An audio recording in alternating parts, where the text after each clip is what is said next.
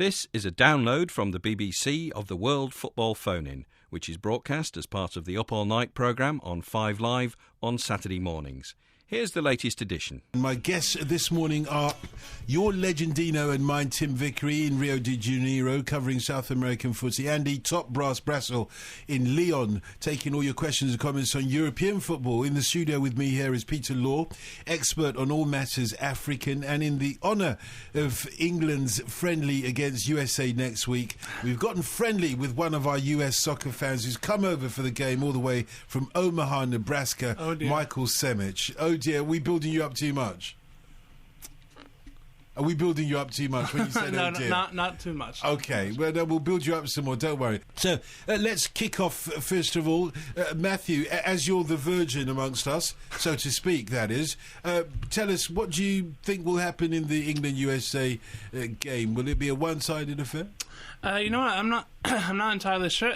It could go either way, to be honest. It depends on how the US treats the game. I think it's going to be very interesting because we have a lot of games before we go into the World Cup qualifiers against Barbados in June, and I think it could go either way, to be honest with you. I think we are playing a pretty good squad, so it'll be closer than it was the last time that the US and England played in Chicago, and I think it was 2-1. Kieran Richardson scored both of the England goals. It should be a much closer contest than it was last time. Who are the players to watch out for in the US team? I can't believe I'm saying this, but Landon Donovan. Why can't you believe you're saying it? To be honest, I usually think it's a little bit overrated. I mean, when he went to Germany, and I know Andy knows this, when he went up to Germany to Bayern Leverkusen, he didn't really do as well as he could have, and he does play pretty well for the LA Galaxy when he feels like it. That's the only problem, when he feels like it. So does he feel like it next week? He has lately, yeah, and I hope he will next week. Great. Okay, questions from our listeners, 85058. Quite a lot have come in already. Don't forget 0500 909 693. Tim, forget the scandal, says Sweeney in Glasgow. Where is Ronaldo, the original Il Fenomeno? Where is he? Yeah. I think he's just scuttled back to France to carry on his treatment from the serious knee injury that threatens his career. The scandals I think we have to bring up because he has a dream, which is to play for Flamengo here in Rio. That's the club he supported as a boy. And this became very feasible after this latest injury because he could either play for Flamengo to prove his fitness and then go back to Milan or some other European club, or he could find the European market closed and could move back definitively to play for Flamengo. But if he does, and I think he has a notion of this now, that scandal, his activities driving off into the night, 4 o'clock in the morning about a month ago, he will never ever be able to forget it, because if he comes back to Rio, his home city, the Flamengo supporters will embrace him, fair enough. The supporters of Botafogo, of Vasco da Gama and Fluminense will never ever let him forget that he went into the night accompanied by 3 transvestites. So that'll be a real test of his character if he does achieve this boyhood dream and move back to join Flamengo. And Andy, a question for you as well from Mark in Liverpool. Can you ask Andy about Liverpool transfer targets? Degen from Dortmund, Docena from Udinese, and Riera from Espanyol. Philip Degen has already signed. That's been done for a while. He's a 25-year-old right back. He's not actually played since February. Because he's been out with a thigh injury, but he's out of contract at Dortmund, so that's a free one for Liverpool. Very, very good coming forward, one of the best players in the Swiss team, and they're so keen to get him back. They've rushed him straight into the squad, even though, as I say, he's not played in over 3 months. Docena, I've not seen so much of. I've seen a little bit of him for Udinese. He's a pretty solid left back, can play left midfield as well, which is where he made his debut for the Italian national team a couple of months ago. And Alba Riera, Manchester City fans will know him. He had a loan spell of 6 months or so when Stuart Pearce was the boss over here. Very, very good crosser of the ball, fine shot on him, scored a great goal in the UEFA Cup final last year. I would be surprised if Liverpool took him. I'm not sure if he's especially better than what they've got already, even though he has broken into the Spanish team over the last 6 months or so.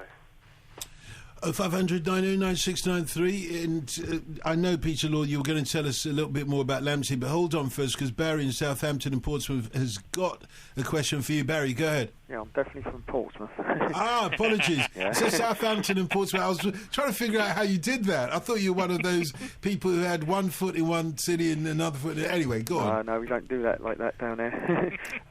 Yeah, I'm a happy Pompey fan, and we've just been told that we've got a pre-season game against Manchester United in Nigeria, and I'm sure some Pompey fans would like to make the trip. So could Peter and yourself tell us, do you recommend it? Would it be a great trip to make to Nigeria? A trip to Nigeria at any time is an experience. It's an experience, mate. It's an experience. I A know, good Rio, honestly, you'll love it. Yeah, that sounds great. But Peter can tell you more. Yeah, cheers. You'll find a ton of football enthusiasm over there, and I'm sure that there's a lot of feeling for Portsmouth, especially after Utaka and Kanu performed so well for them. Yeah, I mean, he's obviously known as the king, and I'm sure they're welcome Pompey fans. So, yeah, let's hope we all manage to get over there. Listen, I'd love to go with you. I know that Rio Ferdinand's going to be doing some fantastic thing with the kids that we heard the other night, with kids out there as well. But one thing I will say, Barry, take a lot of change to spread the love amongst the poor people, you get me? Because, let's face it, there's like 240 naira to the pound now, and, 50 naira buys a lot in Nigeria. So I personally think when you go to these countries, don't be stingy, just spread the love, man. People are going to, people need it.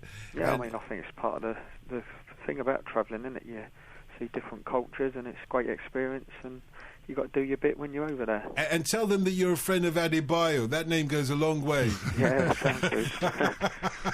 and I hope Charlton beat Southampton next year. Thanks very much. I Cheers. appreciate that. You know that I'll do that for you. But Barry, one thing.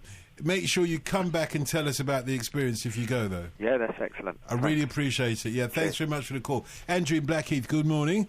Morning, Dalton, and everybody else. Morning. Dalton, before I ask my question, I've got a question for Tim. Just a couple of exchanges with you as I normally have. Oh, of course. First of all, and I know you're a modest chap, so you'll probably be embarrassed, but I want to congratulate you on the way you handled last night's phone-ins, heavy phone-ins and political, while we were waiting for the result of the Crewe by-election. I thought you did splendidly. Thank you. Especially with those politicians I tried to ask a question once. They will never answer the questions. And I think you're very versatile. Not only can you talk about soccer, films, books, music, but also politics. So well done on that. I really appreciate that. Thanks very much. Now, you know that we Charlton lot are an educated lot well, anyway. Talking about Charlton, that's the next thing. Did we start talking about Charlton on the World Football Phone In again? Why you keep mentioning them? It's supposed to be a yellow card. Last week, Dalton, you hardly missed because Penny, your substitute, did such a marvellous job. Thanks. That's the kindest thing you've said about me for years. She even knew all about you missing out coming to watch Charlton with me when I got you a ticket, and she said something about because she believed her indoors put her foot down. I said, darling, you're not going to any football game in South East London, you're staying at home with me. It's all true, it's all true.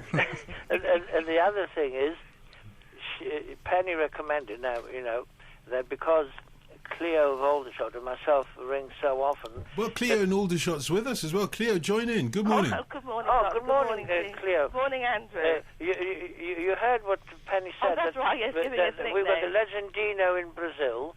We've got the Big Wheel in the United States. And because you and I phone so often, we ought to have our own nicknames or tags. Now, you did say that you used to run a bookies, a betting shop. Yes. So I would suggest Penny the Book for you, Cleo the Book, and for myself, in my time as a teacher when I got promoted. You don't get to choose your own nicknames, No, I'll tell you, you can call me what you like, but when I got promoted to deputy head, my family used to call me Depp. Hello, Depp. So Andrew the Depp, and Cleo the book. How's that? Very much, Andrew. Right, well, you're definitely the book from now on, and Andrew will consider the debt, but we'll get back to you on that one. But you got a question for Tim, yeah? Yeah, Tim, again, two Brazilian players I've never heard of. One is called Marcelo Moreno, Cruzeiro. Apparently Spurs are after him, and he's worth about 10 million. And the other one, again, never heard of, he just got a name of two letters, Joe, J-O, plays for CSKA in Moscow, and apparently Manchester City are after him. Well, what can you tell us about them, Tim? Both very, very interesting centre forwards. Joe is, 21? That's what they say, yeah. Came up the ranks with Corinthians, played with Carlos Tevez a little bit there for Corinthians. Beanpole build, left-footed, very versatile centre forward. You can play up to him, back to goal. He's good. He lays off little passes very well. He's got the pace to be played behind the defence. Lovely left foot, and has done wonderfully well in Russia. Has adapted well to that, and I think has really earned the right to step up to one of the Premier Leagues. So I think he would be an asset to the Premiership. Marcelo Moreno, or Marcelo Martins, as he's known in Bolivia. He's dual nationality. He's actually decided to play for Bolivia. He was born in Bolivia of a Brazilian father. So he's known as Marcelo Moreno in Brazil and Marcelo Martins in Bolivia. Reminds me a little bit of a young Gabriel Batistuta, without quite the pace. That's something he needs to work on a little bit. But he's got similar power, finishes very well off either foot, some towering headers in the air, has scored lots of goals for Cruzeiro in the Copa Libertadores this year, and he's attracting attention from all over the place. He's just turned down for the second time in 2 weeks a move to Shakhtar Donetsk in the Ukraine, but lots of clubs are interested in him. He says his dream is Real Madrid. I think that he's an excellent bet for European football, but it might take him a little while to settle, especially because of that lack of pace. He's no slouch, but he's not express, and it's something that he recognises. And he says he's working hard to try and work on his first touch and also on his pace.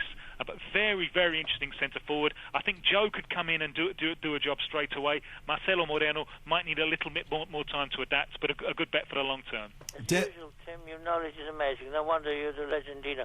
And Cleo, nice having a few words with you as well. And Mr. Depp, thanks very much. So the book then, you've got a question for Andy. Cleo, the book. Yes, my team, Arsenal, they're looking at three French strikers. One, Samir Nasri from Olympique Marseille, and Francois Coquelin from PSG, and Clément Chanton from PSG, and Francois Coquelin, I think, from the third division side, Laval. What can you tell me about them? And for El Legendino, Carlos Tevez had a fantastic debut season in Man United, winning in the double, so to speak. But I read in the Daily Telegraph a good article about him that Argentinian TV are going to make a film of his life.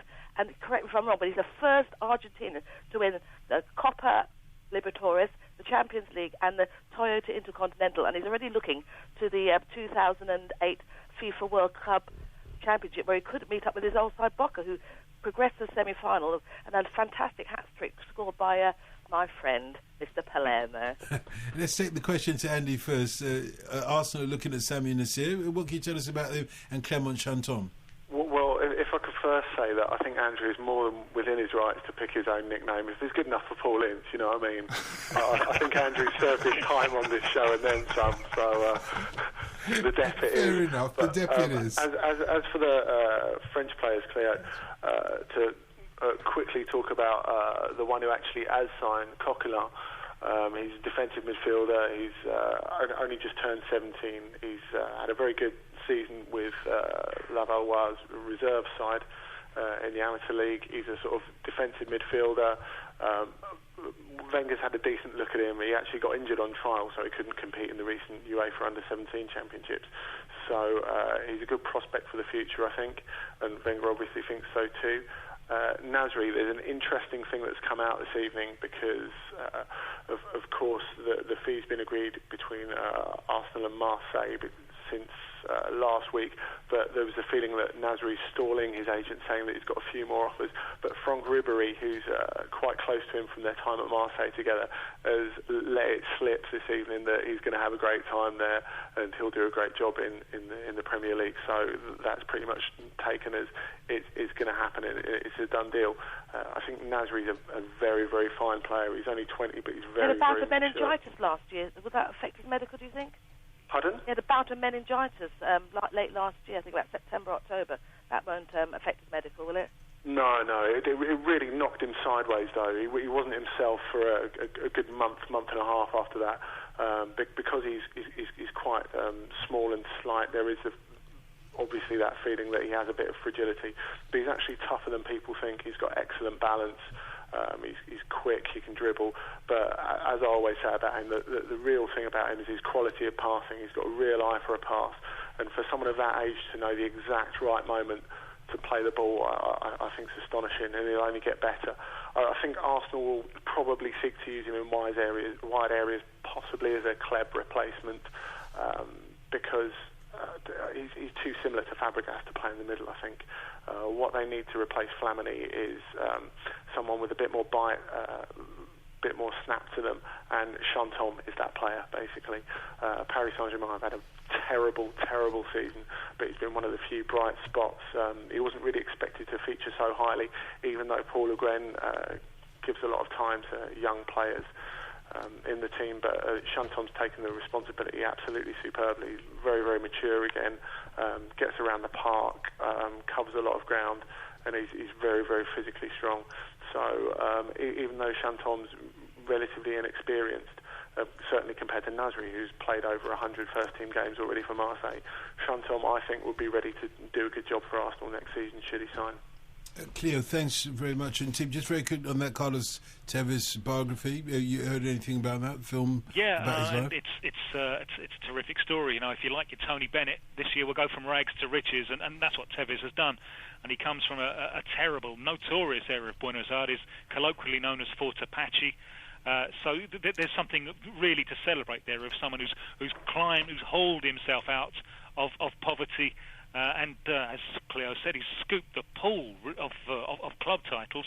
He's only won the Olympics with Argentina. He hasn't won the Copa America or the World Cup yet with Argentina. He's still got those to cross off. I was just laughing there thinking of Andy talking about players being too similar, because that was an argument that I was making a year or so ago when he joined Man United.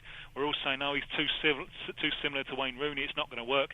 Sometimes football forces you, when you're stupid, it forces you to learn the same old lessons over and over again. And one of those lessons is good players can usually find a common denominator, and that's what Tevez has done at United. I just think from his performance in the Champions League final, he looked good to me. But there wasn't enough of that teamwork. They didn't get Rooney or Cristiano Ronaldo working close enough to him for those little quick 1-2s. Perhaps had they done that, they might not have needed penalties, and no one would be arguing that Chelsea were the better side. Okay, so question again very quickly for you, Matthew. Will Beck's Galaxy get to the playoffs? They should be able to. They've gotten a lot better than last season. When he came in last season, they really weren't playing very well, and every now and again you would see him on television just wandering around, just look on his face like, what am I doing here? But they have gotten a lot better. The season's still young, so what is he anything doing could there? happen. What is he doing there? What's that? Could you answer that rhetorical question from David Beckham? Could you answer a rhetorical question? Yeah. David Beckham says, "What am I doing here?" And your answer? I think he might have thought that he was better, too much better than everybody else, and he might have been. It's getting a lot better for the Galaxy now, and again, like I was going to say, it's still very early in the MLS season. They probably will make it, though, to the playoffs. Mark in Slough, good morning. Dalton, good morning, everybody. Hiya. I'd like to ask Andy a question, if I may, please. Go ahead. Andy, do you know of a player at Ajax? He's a young boy called Castellian, I think his name is. Apparently he's a new young superstar in Europe. They got high hopes of him. I think you might be talking about Romeo Castellan. That's the one, yes. Is that right? He's not actually at Ajax anymore. Oh, he's left. He's moved on in what's becoming a sort of quite well-trodden route from Ajax Hamburg, the same move that Rafael van der Vaart took, of course. a couple of years ago, and where Van der Vaart's done so well.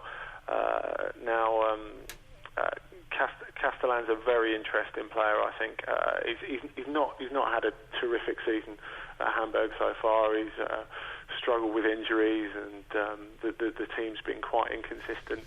But he's a winger. He can play in midfield as well. Of course, he's got excellent habits. Coming from Ajax, it's perhaps a bit of a surprise, and that senior figures in Dutch football have said that young players, certainly when Van der Vaart went to Hamburg, Cruyff was saying you really should be going to a bigger club than that. Of course, because Van der Vaart has been so influential there, Hamburg have come a long way since then. It's perhaps a shock as well that Castellan is someone who waited until he was 24 to move away. He was fated for such a long time before he actually did go. But I'm sure Hamburg will get their money's worth out of him over the next few seasons. I don't think he'll become one of the biggest players in Europe, because it would have happened now if it was going to happen. But I mean, he's got a lot to offer. He's schooled in very good habits, as we've said, and he's worth having a look at, definitely. Also, Andy, with the Euros coming up, the championships, in Austria and Switzerland, it seems to me a very sort of wide open tournament. Who would you fancy to actually win it? Well, I don't like to be caught out in this sort of way when people want to know the answer to questions like that. So I've already put all the necessary information in the Brassometer, and it turns out that France are going to beat Germany in the final. So there you go. You've heard it from the horse's mouth. France are going to beat Germany in the final. And did the Brassometer give you the score by any chance? Sorry, it's on the blink. It doesn't really work between the hours of 2 and 6. Essential maintenance. How about dark horse, Andy? Well, I would always go for Portugal. They've just got such incredible quality. The only thing they're really missing is a real top quality striker. And I know a lot of people will say Paoletta. He clearly wasn't the answer, because he wasn't in the last World Cup, and he wasn't in the last European Championship either. The options they've got Hugo Almeida, who's had quite a good season for Werder Bremen, big guy who can hold the ball up pretty well, scored at Porto. Apart from that, it's the same old. It's Nuno Gomes, it's Elder Postilla still. So I think that's the one thing that they're lacking. But of course, they've got Cristiano Ronaldo. So that would give any team a good chance. Sadly, England aren't there. Well, we'll be there in spirit. We'll be there in spirit. Yeah, yes, it's not quite the same thing, though. Thank you. Mark, you're welcome. Thanks very much for the call. So, Tim, in answer to James's email, he wants to know about 3 players in particular who are getting on.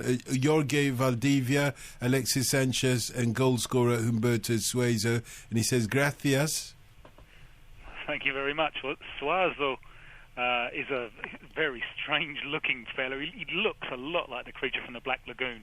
And as his former coach at Colo-Colo used to say, he looks slow, he looks stupid, and he's neither.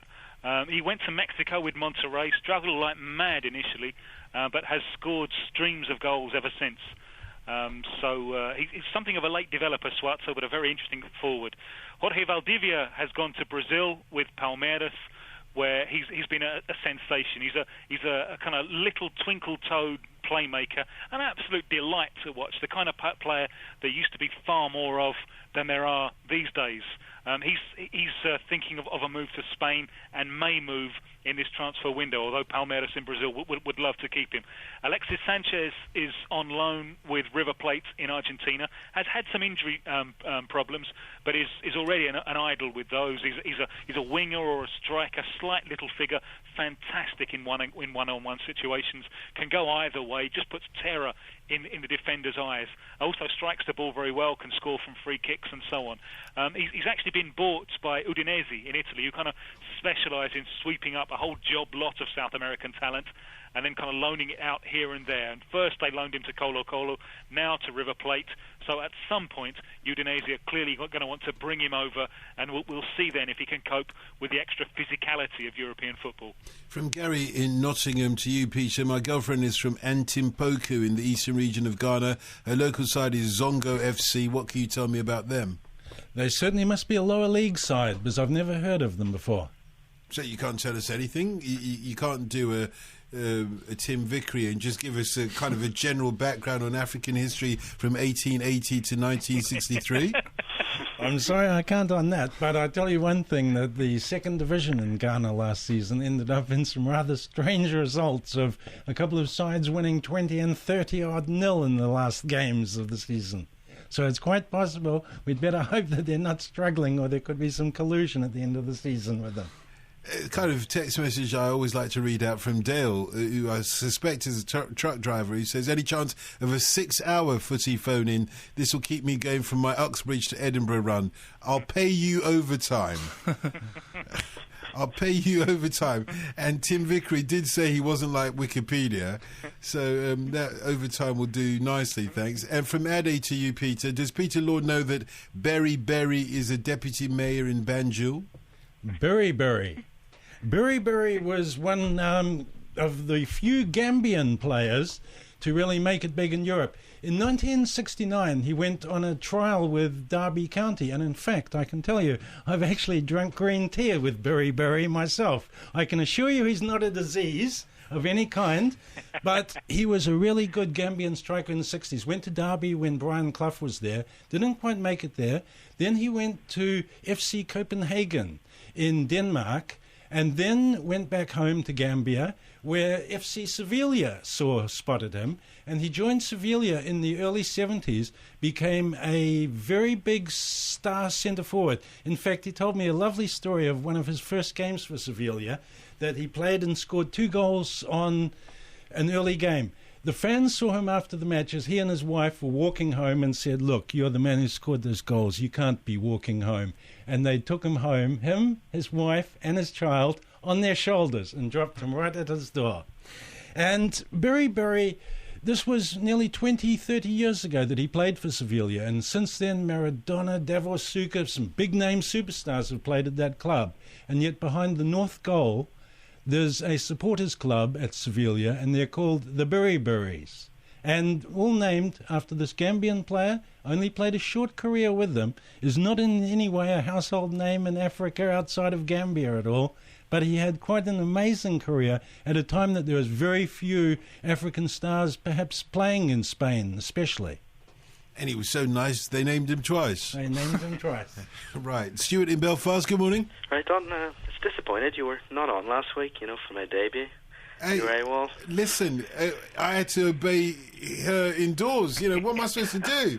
I'm a married man. When your missus says you got to go, you got to go. Oh, but you have your duty to your loyal fans, Don, I appreciate your kind words, but the team were able to take good care of you, I understand. Oh, yeah. Anyway, my question is for Andy. I was just wondering, basically, we're seeing with the likes of Zenit St. Petersburg and CSKA Moscow, and sides in Eastern Europe seem to be growing again. When do you think it'll get to a stage where they can sort of challenge for the European Cup as they did in the early 90s, late 80s? I think that's a very, very good question, actually, because, of course, the ex-Soviet teams suffered a great deal post-91 and post the breakup of the Soviet Union, because it fragmented the leagues. It was a time of great sort of political flux for the whole region, so that of course affected it economically, as well as the regrouping of all the different leagues, and the struggle for those teams to forge a new identity almost. But of course the difference now is the oligarchs. It's not any sort of deeper reason than that particularly. Of course, there's a bit more stability too. But if you look, even the Russian team, the Ukrainian team, got to the quarterfinals of the last World Cup, and of course the Russians turned over England to get to Euro 2008. But they're nowhere near the strength that we traditionally got from the Soviet Union. So it's just been cold hard cash that's done it. Shakhtar Donetsk being a very good example, Zenit St. Petersburg being another. But of course they've still got to build foundations. They've still got to get players to come, which it's still considered not one of Europe's biggest leagues, either the Russian league or the Ukrainian league. It's considered a bit of a pinch, a bit of a massive cultural difference to go there. but more and more are going because they're offering such an insane amount of money. Of course, Gary O'Connor, the Scotland striker, when he left Hibernian for Lokomotiv Moscow a couple of years ago, he famously, his wages went times 16 when he joined Lokomotiv, and there's not a lot of players who can say no to that. Of course, there is quite a bit of talent there. Look at the players like that Zenit had, like Arshavin, Timoshuk, of course, who came across from the Ukraine in a very big money move. He was linked with some big boys in Europe, but he chose to go over to Russia from the Ukraine, telling us that he obviously thought they had prospects, and that's something that's happening. And of course, Tim was talking earlier about Joe at CSKA Moscow. Wagner Love, of course, he's another player who's been there for quite a while now, has done pretty well, and he has said that he's always felt very welcome and happy there. And of course, if people can come over from Brazil and settle in Moscow, there's no reason why other foreigners shouldn't come there.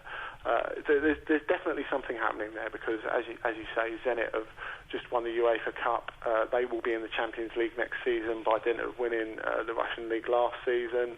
On top of that, you've got CSKA winning a couple of years ago, and they look pretty good in the Champions League this season. So it takes time to build in the Champions League. There's no doubt about that. If we think back to when English clubs were out of Europe at the second half of the 80s, and when Manchester United started building their dominance of the Premier League in the early bit of the 90s, they took a real long time, and people forget that now because, of course, they've won it twice since, and so many near misses and so much great football. But they took a long, long time, most of the 90s, to get to grips with becoming proper challengers. So it will take a while, but there's definitely the scope of something happening over there. Do you feel that, say, if there are sort of, they are built up a bit, it'll stop, the Russian players going abroad as such? Like, you had like Mostova at Celta Vigo and stuff like that. Do you think players like that would stay in Russia and strengthen the league? It's possible. As I've said, because there's so much money there, there's definitely a will to stick around. Like it was a big shock in some quarters that Timoshuk chose not to. He had a few offers from the Premier League. He had an offer from Celtic as well. It was a shock that he chose to stay in that part of the world, even if he did go across from Ukraine to Russia. So that is definitely a possibility. I suppose that the one thing that would go against that is the fact that the English and the Italian and the Spanish leagues are always going to have a hell of a lot of prestige, as well as money. And if the best players can get over those cultural differences, and of course, coming over from Zenit to Sevilla, you had Alexander Kershakov, who did okay there. So it's not something that's completely unsurmountable. I think the best players will always want to come and test themselves out in those top three leagues. All right, thanks a lot. Sure, thanks very much. Tim, I know you like your serious football questions, but you've got to answer this one because it's a question that we've all wondered about. This is from Dan by text. He says, why is it that all Argentinian footballers, even the young ones like Messi, have bad 70s hairstyles? It's true, though, isn't it? I think that there's a lot to be said for it, yeah. When you go to a game in Argentina, you do kind of think sometimes that you're walking through a Rolling Stones video from the kind of mid-late 70s.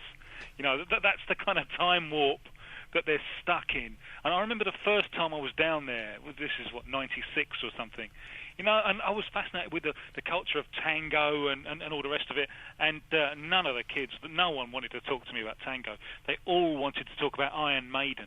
So I think I think the British rock music is clearly to blame. I see. And where's the Eredivisie? Holland. Right, okay, because I wonder why this question then is to Tim. Obviously confusing Tim with Andy from Gary in Belfast. Do you know, are AZ still interested in German Dennis and Carlos Tenorio, and would either succeed in the Eredivisie?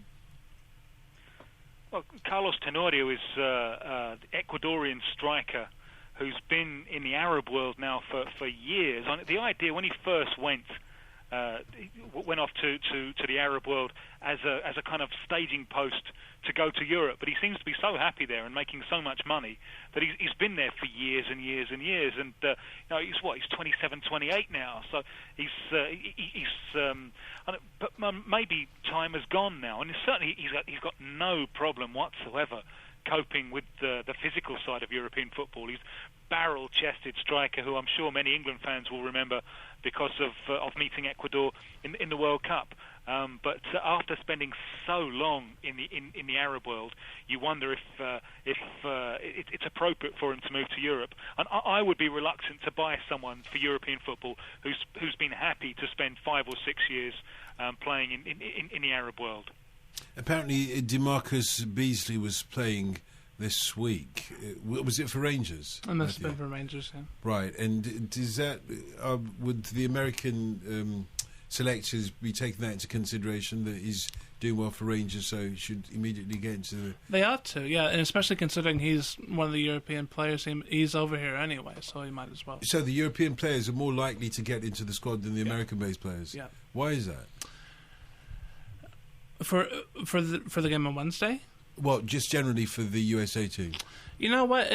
It's actually kind of funny, and it's weird how you talk about English fans complaining about how there aren't enough players in England, or not enough English players in England, and how it's hurting the national team. With us, it's the other way around.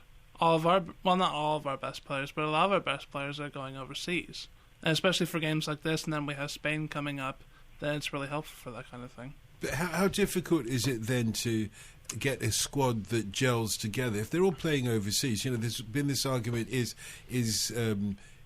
I suppose the first of our players who has to travel that kind of distance to come and play a national game, of course, is David Beckham, and there's a big furore about that over here. And I wonder what it's like for you the other way around, where most of your players, it must be like for Australians, most of your players are coming from thousands of miles away to join the I think it probably squad. is the same as Australia, yeah. Right. There's only 3 players from your squad in the MLS itself, I understand. Who are those 3 players? Landon Donovan? Oh, God. I can't remember the other 2. Don't worry, you see. Yeah. Even you can't remember them. Even the Anorak, yeah. Right. Ricardo Clark's there as well. And Brad Guzman? Brad Guzan actually isn't playing, no. He's not going to play, okay, no, so he's not in the squad this time. No, I don't think he's available to. This Altidore fellow who Sean's always gone on about. Josie Altidore, I think he is in the squad.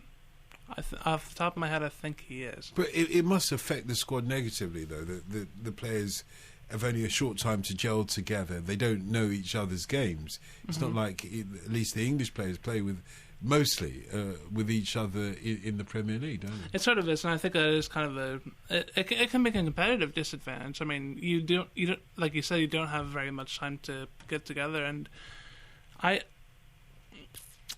think it's one of those things where to add to something, you sort of takes it from something else, and I think they're just going to have to overcompensate somewhere else to get to it. How did you end up being a Man City fan, by the way? Because God hates me. I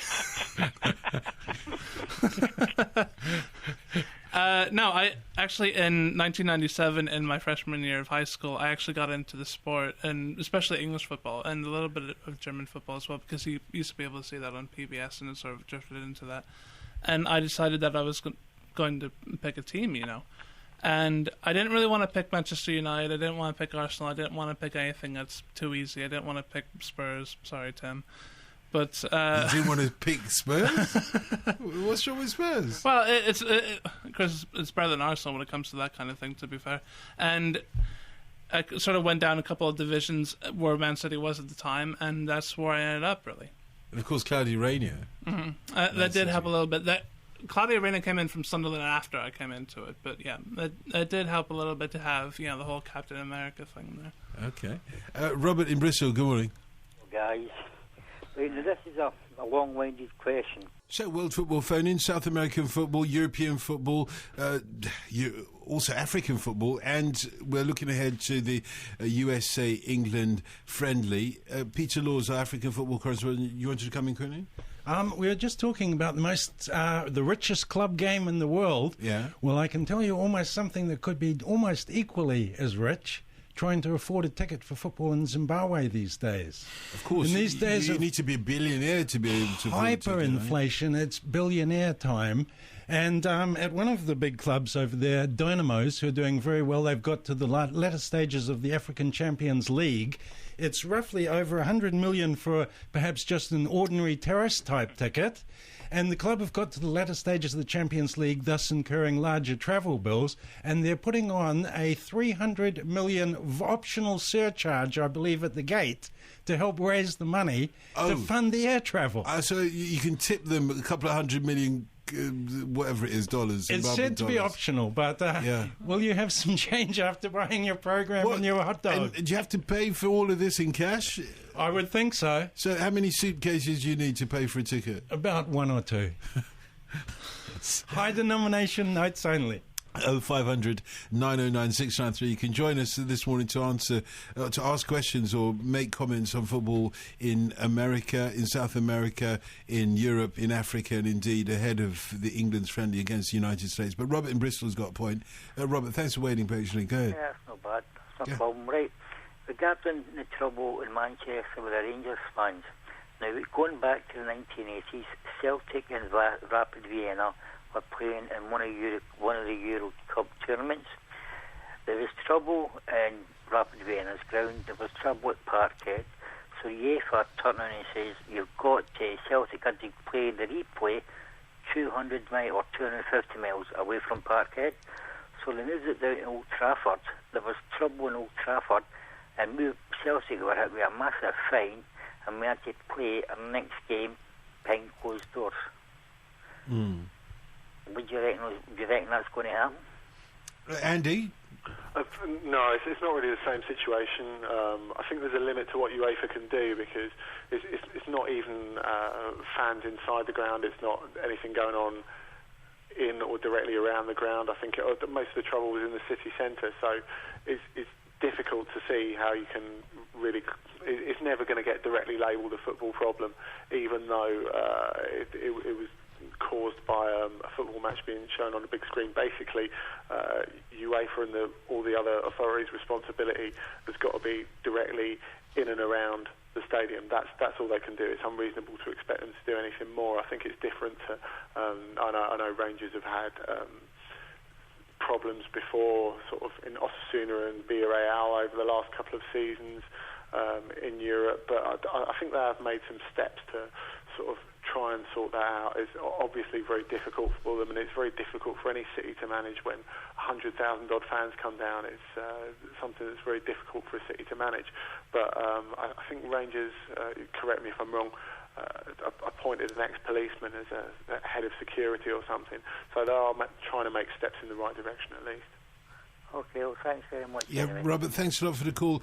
Email from Mustafa, Tim. He says, I recognise that there was an awful lot of red cards in Argentina last weekend. I think it was something like 15 red cards, with one even going to Hugo Tocali, who I believe is the manager. So I was wondering whether this sort of thing happens frequently in Argentina, and was this talked about in Argentina at all, and people touching on this point? No, not really, because it's not that much wide of the norm. You can get games there where you get 4 players sent off in the same game. Referees, I think, are far quicker to send people off directly in South America than in Europe. You kind of get the impression sometimes with the European referees that they almost want to keep all the players on the field, that they see that almost as part of their job description sometimes. The South American referees will be far quicker to brandish the straight red. You might remember the one that David Beckham got here in Rio just over 8 years ago, playing for Man United against Necaxa of Mexico in that World Club Cup for a higher challenge. And I know the English press around me were amazed, but it was an offence that in South America, automatic straight red, no arguing, get off the field. So I think that's part of perhaps the extra emotional atmosphere in which South American football is often played. A question for the panel generally. Jeremy Menez, Matias Fernandez and Sergio Aguero are outstanding talents. Can your panel say how much of an impact they'll make in world football? From Izzy, who wants to take that first? Yeah, I'll go. Jeremy Menez, part of the 1987 generation, as they call them in France. He was actually the youngest player to score in a French First Division game some 4 years ago now. He's 20. He's had a few injury problems this season. He's at Monaco now, and he's a very, very talented player. He has been rather dubiously dubbed with the weighty title of New Zidane, as is Sami Nasri, Franck Ribéry, or various others in recent times. But he's got terrific balance, tends to drift out to the left, but right-footed, can go past players, good change of pace, and can score goals as well. I think he's probably a bit too much in the comfort zone at the moment at Monaco. He is at least putting himself out there. He's been linked with a move to Bordeaux, who of course were very, very close to taking the title from Lyon this season. So maybe another move can push him up to that next level. And Tim, you're a Sergio Aguero fan? Yeah, I've been raving about him since late 2004, start of 2005. He's Argentinian striker, obviously now with Atletico Madrid. I think he's the closest thing that we've seen to the great Brazilian Romário. Low centre of gravity, lots of tricks, pace, change of pace, terrific finishing. Has had a wonderful, wonderful second season with Atletico Madrid, a bedding in first season, a terrific second season, and I think he's now, with the suspension of Tevez for Argentina, he's now got a wonderful opportunity to step into the Argentinian first 11 and establish a partnership with his good friend Messi, and that really is a partnership which promises a great deal. I think that the kind of Diddy men, if you like, Messi and Aguero up front. The other one I think was it Mati Fernandez, the other one who was mentioned? Yes. Yeah, it was doing all right with Villarreal. Young Chilean midfielder has contributed to their season, which Villarreal have exceeded all expectations with the second spots in Spain. Quite often coming off the bench sometimes for Perez. Reminds me a little bit of a young Kaká, and I think to become close to the mature Kaká, I think he's got to step up a little bit by working on his left foot. I think opponents know to shift him onto his left foot. That's a way of keeping him quiet. So at the moment, he's a very, very promising player who has to make that step up if he's going to reach the level that Aguero has already reached. Peter Law, a steward in Annan, wants to know if you can take John Pantsil with you to Africa because he's no good at West Ham. To be honest, I think he's a reasonable player who's perhaps struggled a little to get regular games at West Ham. He was previously playing in Israel before, and perhaps maybe he might be on the move. I really don't know. He was playing, I believe, today for Ghana when they lost 1-0 to Australia today. But certainly he should be away for a couple of weeks with Ghana at the World Cup games in the qualifiers, which all start next week in Africa. Another question, which I can't find right now, but it was about Didier Drogba's actions in the Champions League. The little slap in the face, hot-headed African action was the sentiment of the text message. Were you surprised by it? Is there something to say that it is an Ivory Coast kind of thing? The madness of the moment then? I think it was just the madness of the moment. He let himself down. It's not a typical reaction from Drogba, although I believe he was sent off once for playing for Cote d'Ivoire earlier in the season, just before the Nations Cup. For a similar thing? I'm not sure exactly what it was for. It was in a game in the Middle East. Right, and Andy Brassel, on the back of that, by the way, is it... the question, again, I can't find the text message, but basically the question was asking, where do you think he'll go to? It's somewhere in Europe, I imagine. I think there's a very small, top-notch circle of clubs that Drogba could go to. I think Italy is a possibility. Certainly, I don't think there's going to be any great outcry about him possibly not staying on his feet too much if he was over there.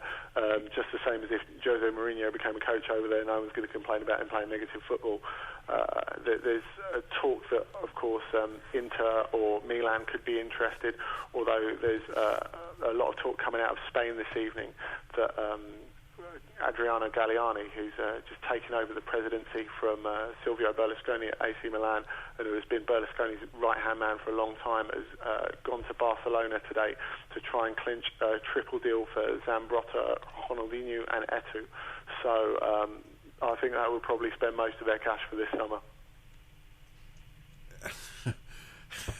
I've just seen this text message. This is from Dale, and it's with great respect to the legend Dino. He says he'll give £50 to a charity of your choice, Tim, if you can go an entire World Football phone-in show without saying Can you guess? No. No, have a guess. Go on. Low centre of gravity. You got it. All right. Will you give £50 if instead of saying low centre of gravity, I say arse close to the ground? Will that do? I think it will do. What's the charity of your choice? I don't know. You have to think can anyone about help me there with a nice charity? Well, you're going to have to think about it by next week, because that's the week we'll see if you can go an entire programme with just saying arse close to the ground. Anyway, this is from Aziz on the Move in South London. He says, with your vast knowledge, Sim, with your vast knowledge of South American football, are you ever approached by European clubs for advice to recommend a player? Very, very rarely. And it happened once a couple of months ago when a Premiership manager gave me a call and asked about a player. And it was an interesting case because this was a player that an agent was touting with a DVD. And I had to tell him that this player was doing so badly that he couldn't even get a place on the subs bench with the team that he was at that time with in South America. So the deal didn't go through. But it's not something that happens as a routine. And to be honest, I don't really think it should. I think that there are different functions. And my function is to cover South American football. To analyse the game and try and put it in a cultural context. The function of a scout is entirely different. It's to follow the needs of his particular club and look for players who fulfil those needs. So the fact that my phone isn't ringing with Alex Ferguson and the like on the other end asking my opinion about players, it really doesn't bother me in the slightest. I think that they should have their own scouting networks who are attuned to the needs of the club rather than relying on someone like me. So it wasn't Alex Ferguson, was it Arsene Wenger? No, it wasn't him either. Right. I think, well, to be honest, I think... We've got a few more Premiership managers to get through. Should we keep guessing, or are you just going to tell us? No, because after this it will just be no comment. But I can tell you this: it's a Premiership manager who, in his playing days, didn't have his arse particularly close to the ground. You've been listening to a download of the World Football Phone-In from Up All Night at BBC Radio 5 Live. You can put your questions live on Saturday mornings from 2:30am to 4am, or you can email us at upallnight@bbc.co.uk. That's upallnight, all one word, at bbc.co.uk.